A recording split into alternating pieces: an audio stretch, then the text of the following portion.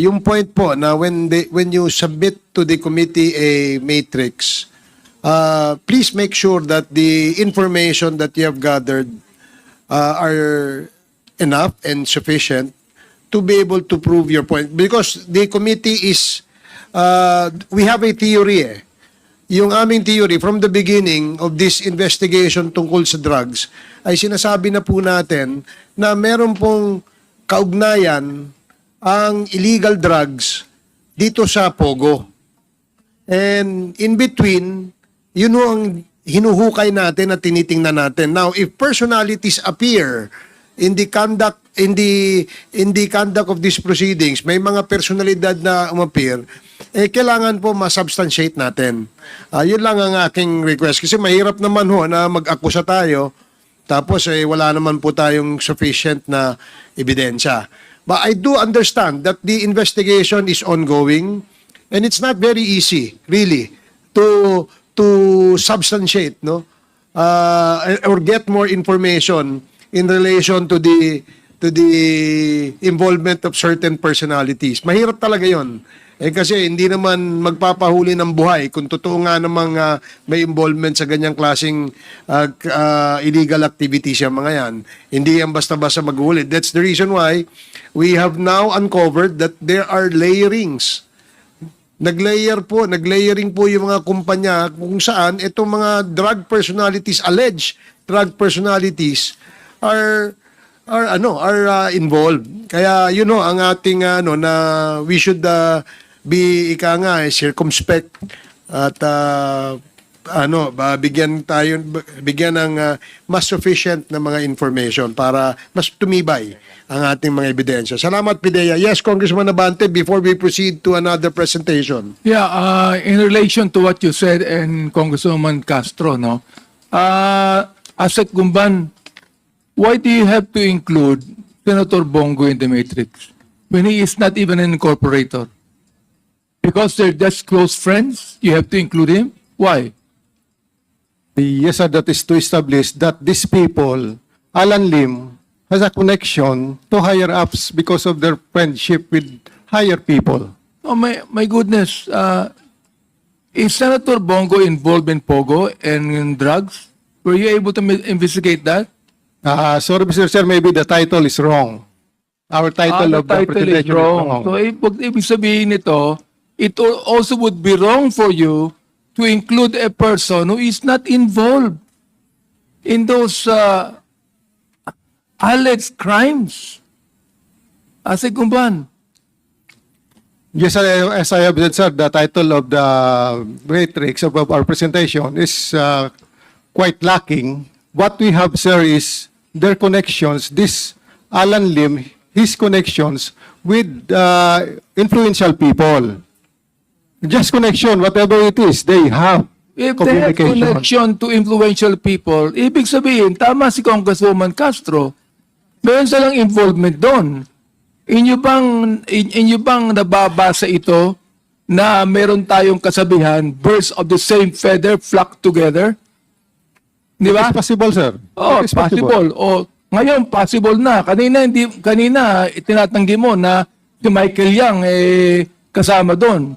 Including the senator putting in there as close friends.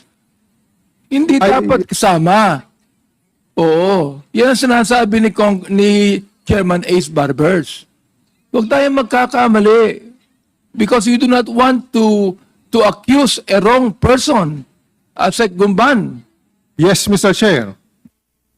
Mr. Chair, Thank you. kung di po involved sa illegal drugs si Senator Bongo, pwede bang sabihin na protector ito ng mga personality ng involved sa illegal drugs? So logic lang po yun. Now, with the So, indulgence of Congresswoman Castro, mahirap po kasing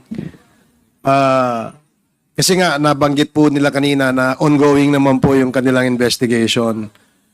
We may probably have our own opinion on the presentation na ginawa nila. No, and there are questions still hanging. And in fairness naman sa kanila, hindi pa naman sila tapos, no. And I would beg the indulgence of Congresswoman Castro that to give them more time to submit to the committee kung ano ang kanilang findings. Sabi ko nga kanina, it is difficult really na magbanggit tayo ng pangalan na wala tayong sufficient na ebidensya. So, I yield to the wisdom of our chair, Mr. Chair. Maraming salamat po, Congresswoman Castro. Since the good Congresswoman is the last interpolator on the first presentation of PIDEA, now we can move on to, you still have another presentation, PIDEA? Yes, Mr. Chair, regarding Domoy clandestine laboratory. Where is the Domoy? Where is Domoy? Domoy, sir, is the place where yeah, the clandestine I remember. laboratory was raided by PDEA in Davao City. Sige That po. was in 2004, sir. Okay, so ito ay drugs pa rin. Yes, sir. Okay, sige po. Okay, please, is that, ilang minuto ho yan, Yusek? How many minutes is the presentation? 6 minutes, 40 seconds, sir. Okay, sige. Please proceed. Ready na?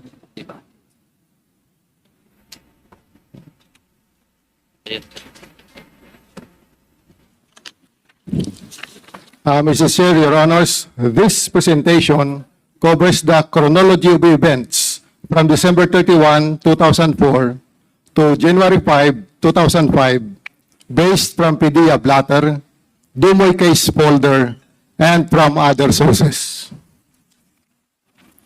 On the screen are the locations of the Domoy clandestine laboratory, location of 2 warehouses, and Arlene apartment, all in Davao City.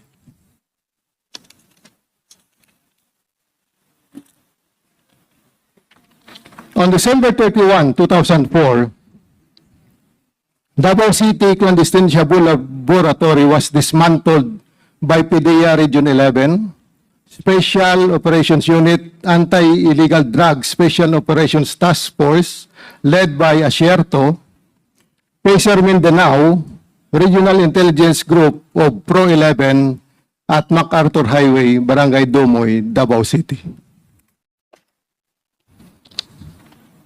Per PDEA Blatter. On December 31, 2004, 6 o'clock p.m., joint elements of PDEA 11 and 8 SOT, led by Police Superintendent Wilkins Villanueva and Police Superintendent Eduardo Asierto, left the office for the implementation of search warrant number 1088, duly signed by Honorable Judge Renato A. Fuentes, Branch 9, Regional Trial Court, Davao City, against Alan C., Jed Pilapil C., Alex C., Jung Pilapil, and alias Joey, John Does, and Jane Does for violation of Republic Act 9165. Seized in the clandestine laboratory are the following: processed shabu found on separate rooms of second floor of the Dumoy warehouse during the implementation of search warrant issued by Judge Fuentes. Processed shabu on its final stage of drying, assorted precursors and chemicals found on the ground floor, rotary evaporator found in one of the room and mixers used on the early stage of the production. 6 foreigners died during the shootout. On the screen are the pictures taken in Dumoy clandestine laboratory on January 1, 2005.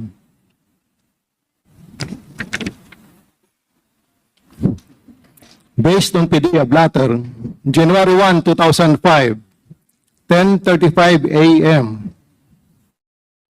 PDEA personnel left this office led by SPO3 Baltasar Carillo, with BID personnel led by Police Superintendent Winnie Kidato, proceeded to Arlen apartment in Torres Street, Obrero, Davao City, to follow up on dismantled clandestine laboratory. Still on January 1, 2005, 11 o'clock a.m., PDEA personnel and BID personnel returned office and endorsed the following persons, namely: Jed Pilapil C., 29 years old; Lin Lu Si, 63 years old.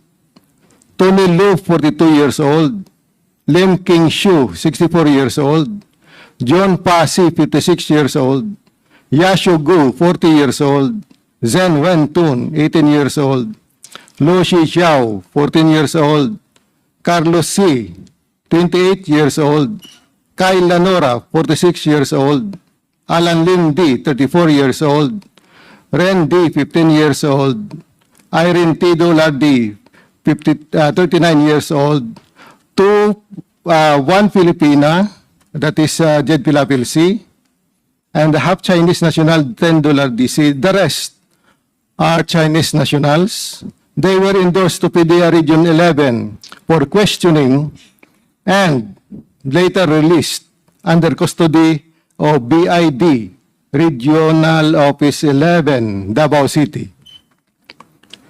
January 1, 2005, at 7 o'clock p.m., Police Senior Inspector Juan Pilo Cañete, Philippine National Police, escorted Jed Pilapil C. at Barrio Obrero, particularly in Arlen's apartment, Lacandula Street, Barrio Obrero, Davao City. Placed on certification that Jed Pilapil C. was released from the custody of PDEA in good physical and mental condition. Still based on PDEA blatter, January 4, 2005, 11:45 a.m., joint elements of PDEA Region 11, AIDSOT, and RIID, or Regional Intelligence and Investigation 11, led by Police Superintendent Wilkins Villanueva, Police Superintendent Asierto, and Police Superintendent Aquino, respectively left this office for the implementation of Search Warrant Number 1091 in Agdao, Davao City. Still based on PDEA blatter, the subject of Search Warrant Number 1091 in Agdao, Davao City are Alan C., Carlos C., Jed Pilapil C., Jong Pilapil, and Alex Kim for violation of Republic Act 9165. The operation resulted in the dismantling of the chemical storage facilities and the confiscation of assorted controlled precursors and essential chemicals and equipment. On January 4, 2005, 12:50 p.m., SPO3B Carillo endorsed the living person of one Jed Pilapil C. in good health and good physical condition. January 4, 2005, Carlos C. was turned over to duty custodial guard in PDEA. That is at 2:20 p.m. Still based on PDEA blatter, January 5, 2005, 12:35 p.m., PDEA operatives left the office bound to Bunawan area, Davao City, to conduct anti-drug operation. Air scrubber, the laboratory equipment used to mask the foul odor emitted during the initial stage of the process, found at the Politics Industrial Corporation compound in Bunawan, Davao City, owned by Alan C. This photo was taken on January 5, 2005, after the anti-drug operation in Bunawan Warehouse, Davao City. That ends my presentation. Thank you. Okay, thank you, Yusek Gumban. Clarification lang. Why are you saying it's blatter? Wala bang report sa PDEA? Bakit laging PDEA blatter? At that time, sir, we are not yet linked through computers, so it is in the blatter, always in the blatter. So all anti-illegal drug activities that time were hindi pa what they call this, hindi pa PDEA ang nag-store ng mga reports. We have still the PDEA already, sir, at 2002, but the personnel there in PDEA are all loaned from the Philippine National Police. Okay, let me ask si former DG of the PDEA, Wilkins Villanueva.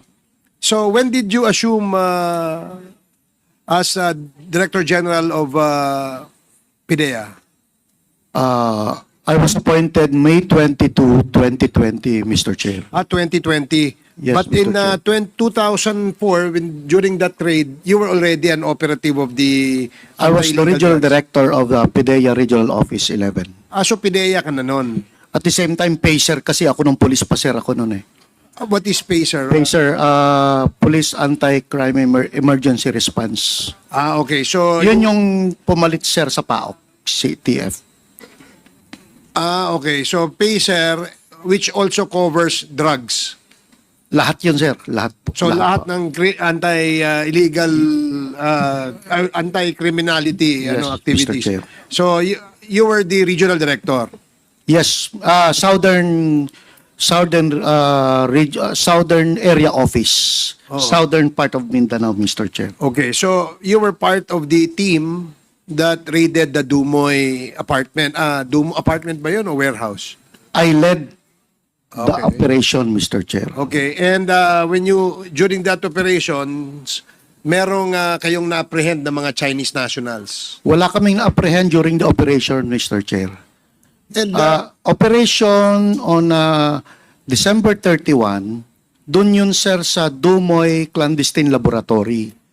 okay. So may 6 na namatay doon, Mr. Chair. Yan ang I was referring to that. Yes, If Mr. meron Chair. pa bang iba? Wala na, Mr. Chair. So Dumoy lab, clandestine Yes, lab clandestine lang. laboratory, Mr. Chair. Walang Chinese nationals na apprehend doon. Wala po, Mr. Chair. But there were Chinese nationals who were killed. That was on Arlene Apartment. At Arlene Apartment, Mr. Chair, kung saan doon nakatira yung grupo na, yun yung unang nilapagan, Mr. Chair, ng grupo na galing sa Maynila na we receive information from the USDEA that Chinese nationals were arriving at Davao City. So, sinundan namin at doon lumapag, Mr. Chair. Doon kami nag-umpisang magtrabaho sa Arlene Apartment. So ibig sabihin, nagkaroon ng enkwentro, nagkabarilan doon sa Arlene apartment? No, Mr. Chair. Arlene Apartment is in Agdao.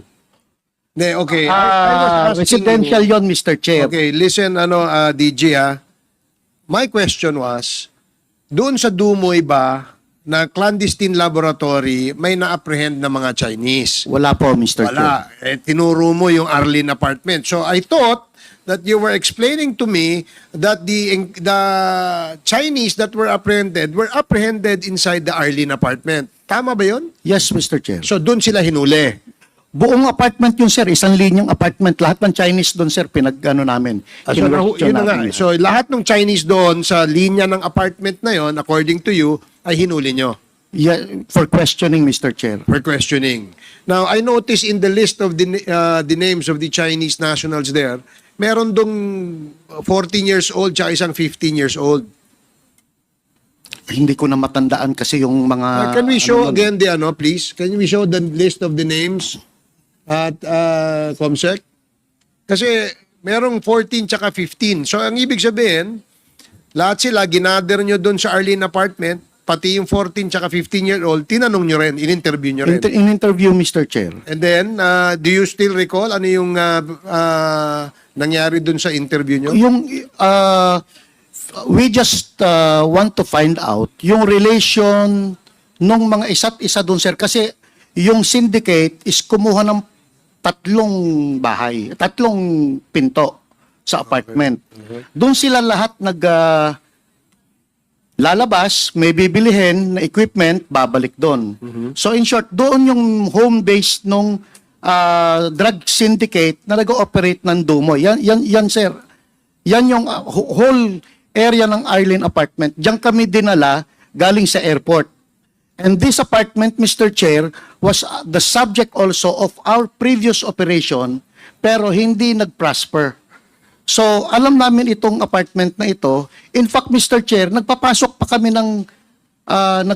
pa kami ng tao dito, Mr. Chair, para araw-araw meron kaming lookout as katulong ng one of the apartments, Mr. Chair. So, what we did, lahat ng naandon na Chinese-looking, na nagre-reflect sa aming mga surveillance camera, pinag-i-invite namin, Mr. Chair, to find out more dun sa post-operation investigation. At hindi ko lang matandaan yan, Mr. Chair, eh. Kasi sama-sama yan, Kasama ba dyan yung 6 Chinese nationals that were killed? Wala Mr. Chair, kasi you shoot, dun, una sa shootout sila namatay, sir eh. Doon sa Dumoy Laboratory. This was after the operation sa Dumoy clandestine laboratory, Mr. Chair. Okay, so ibig sabihin, yung namatay na 6 plus ito. Ayan yung mga Chinese na nandiyan dyan. Nadaan doon, Mr. Chair. Nadaan doon. So, I was given an information that after the Dumoy raid, I think ikaw din yata nag-lead nitong team na to, you went to a CDO, Cagayan de Oro warehouse to make a follow-up. Tama ba yan? Yes, Mr. Chair. That was after the conduct of post-operation investigation. Ibig sabihin, Mr. Chair, lahat ng basura doon, tiningnan natin, lahat ng karton, tiningnan natin yung mga kung saan galing, tinuro ngayon kami sa Cagayan de Oro City, Mr. Chair. Do you remember the exact address of the Cagayan de It Oro was warehouse? on a warehouse, Mr. Chair. Yung meron kasi prentahan ng warehouse sa Cagayan de Oro na pinaparentahan, each and every warehouse. Doon namin nakita yung iba pang laboratory Equipment. equipment. Okay.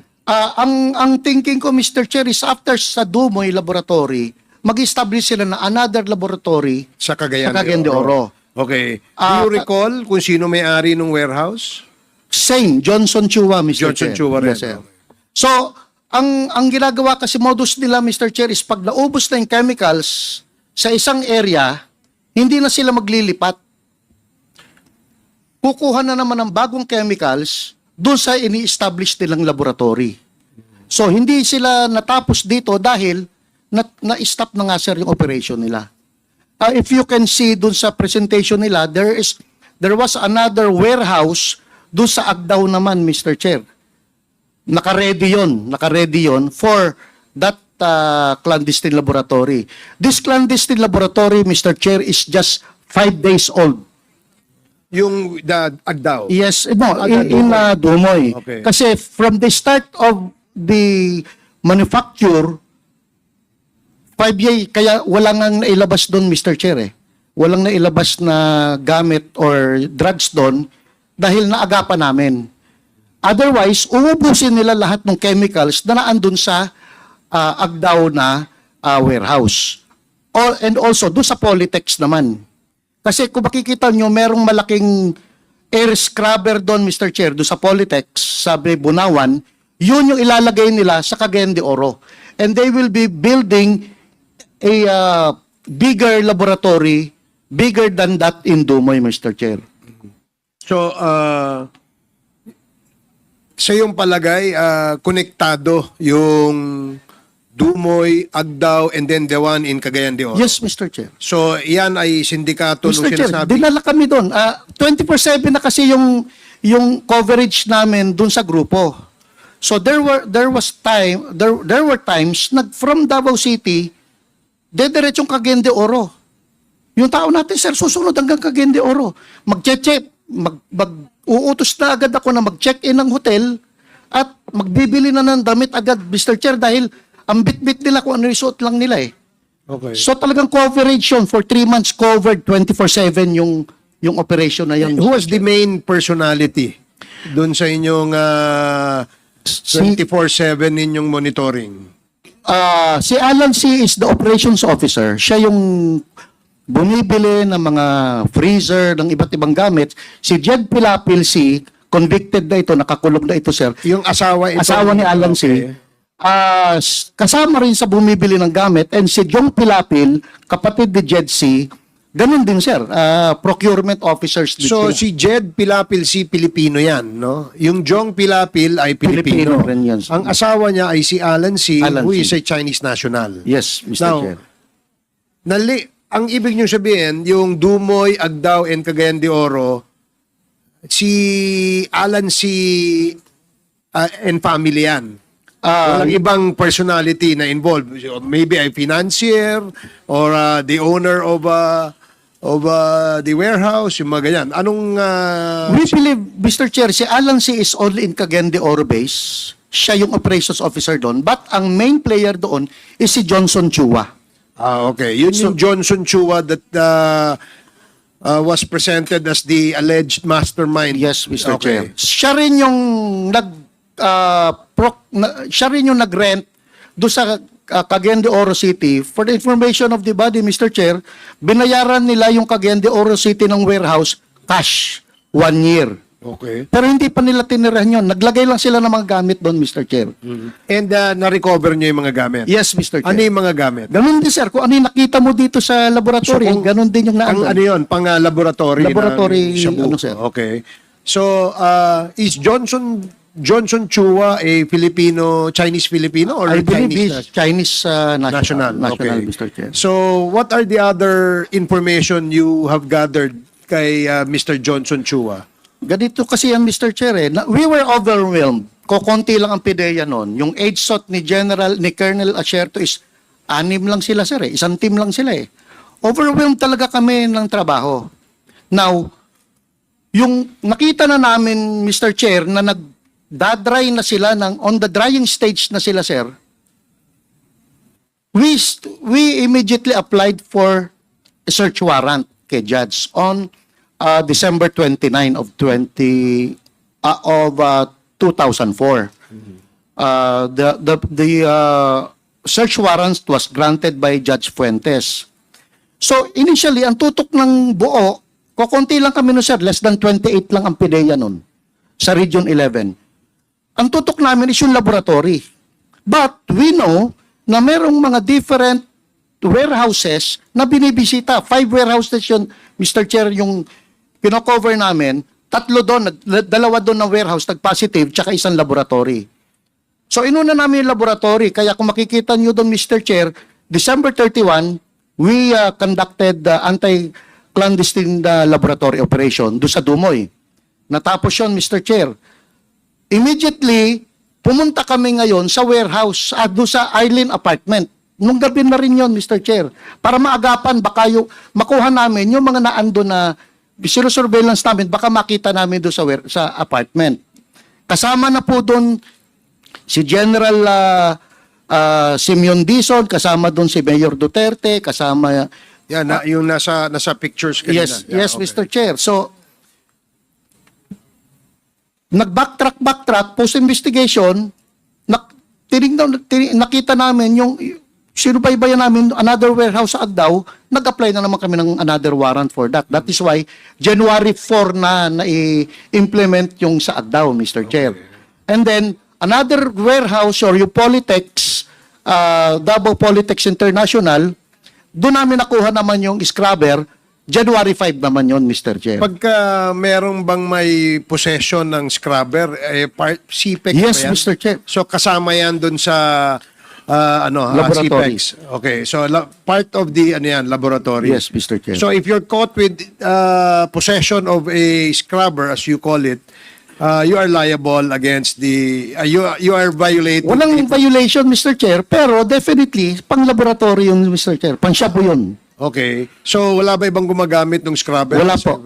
Okay. I don't know if this is a coincidence. Kasi when you made a follow-up operation sa Cagayan de Oro, dun sa warehouse na yon, do you remember where the location of the warehouse is? Hindi mo na matandaan Hindi yung ko na address? ma-recall, Mr. Chair, pero dun sa... Hindi. Kasi I was given an information na yung warehouse na yan ay located doon sa area where allegedly the brother of Michael Yang, Mr. Tony Yang, has a business. Possible, Mr. Chair. So I don't know if this is a coincidence, no? Na medyo malapit sa mga Yang itong usapin tungkol sa clandestine Shabu laboratory. Yes. But, Mr. Chair, kasi during that time, talagang wala kaming personality na Michael Yang eh. Okay. Kaya hindi namin pinansin, hindi nga kilala si Michael Yang. Kasi si Johnson Chua lang, sir, ang kilala namin. Okay. Now, during while we were on the intelligence and surveillance operation sa Dumoy, biglang lumabas, according to Colonel Asierto, lumabas yung pangalan ng Alan Lim. Dahil si Alan Lim, Mr. Chair, is subject nila sa Cavite. Pero hindi ko kilala si Alan Lim. So, kala ni Colonel Asierto na si Alan Lim is same person with Alan C. Kaya, nasa Manila si Colonel Asierto. So, tinawagan niya ako, Bok, si Alan si nahuli. Sabi ko, paano mahuhuli? Nandito yan eh. Nasa Arlene apartment eh. So, it came out na si Alan Lim na alleged owner ng Cavite Clandestine Laboratory is different from Alan C. sa Davao Dumoy Laboratory, Mr. Chair. But, si Michael Yang wala doon sa personality, Mr. Chair eh. Kasi kung naandun siya sa personality, Mr. Chair, kasama siya sa kinuha namin. So, Kasama siya dun sa listahan na naandun, Mr. Chair. Wala kayong mga information wala, sa Mr. Chair. intelligence reports, wala siya. Wala po. But si Johnson Chua, Mr. Chair, ang main player. Is there That a we thought connection during or that link time. between Johnson Chua and Mr. Michael Yang? Wala po, Mr. Chair. Wala? No business transactions? Nothing? We did not conduct the post-operation investigation on Michael Yang because wala nga siya sa personality namin, including sa AIDSOT personality. Kasi When you did your intel gathering against Mr. Johnson Chua, wala kayong wala kayong nakita na Michael Yang doon. wala po. So, you're telling us that Michael Yang is not in any way, as per you, not connected with Johnson Chua Syndicate. Michael Yang is not collected in Dumoy Laboratory. No, overall. Kahit na, I'm in charge of the Dumoy, Mr. Chair. Wala naman akong pakialam sa buong Pilipinas eh. Regional Office 11 lang ako, sir eh. So, doon ako sa Dumoy. And we made sure ni Colonel Asierto, sino yung personality niya, sino yung personality ko. Wala namang Michael Yang doon. Kasi kung naandun yung Michael Yang, hahanapin namin. Maliit lang ang Davao, Mr. Chair eh. Hanapin namin. But si Johnson Chua, lumabas kasi yung pangalan ni Johnson Chua dun sa toll record na nakita na nasa Davao City. So we identified na naandun yung Johnson Chua. But hindi pa namin namumukaan kung sino yung Johnson Chua during that time. Kasi focus kami, Mr. Chair, sa laboratory. Nakatakas yung Johnson Chua na sana nakuha namin, Mr. Chair. Kasi nung January 1, nagdatingan lahat ng big sa Davao City, sir eh. Naando si late General Reyes, naando si DG Abinido, naandun si General Aglipay, naandun si General De Leon. So naandun lahat. Instead of me conducting post-operation, intelligence operation, investigation, nag-entertain kami, sir, ng bisita on January 1. Doon nakatakas si Johnson Chua, sir. Na sana, kami, na-identify yung yung bahay. Later na namin na-identify yung bahay eh. so, nag-entertain muna kayo ng bisita bago na... That's what happened, Mr. Chair. Baklase yun. This guy is a big-time drug lord. And napataka siya because nag-entertain tayo ng bisita. Anyway, so lastly, ito, there were reports, no? According to, if I'm not mistaken, I heard it dun sa statement ni Mr. Las Cañas, no? Na itong mga Chinese nationals na nahuli ay tinanong siya, no? Tinanong sila, nasan yung inyong passport? Yung inyong para ma-ascertain yung identities nitong mga to. And they mentioned the name na nasa boss namin. Sabi nila, nasa boss namin, ang pangalan ng boss nila ay si Mr. Michael Yang. So, and that actually is the information na nakuha ng informer. Kaya nalaman natin na itong si Michael Yang ay may malaking posibilidad na involved dito sa Johnson Chua drug syndicate. Mr. Chair, si Las Cañas wala dun sa operation eh. Wala nga, hindi ko nga nakita during the 3 months of operation namin yung mukha ni Las Cañas eh. Kaya hindi ko alam kung saan nanggagaling yung sinasabi niya eh. Okay, so sige, that's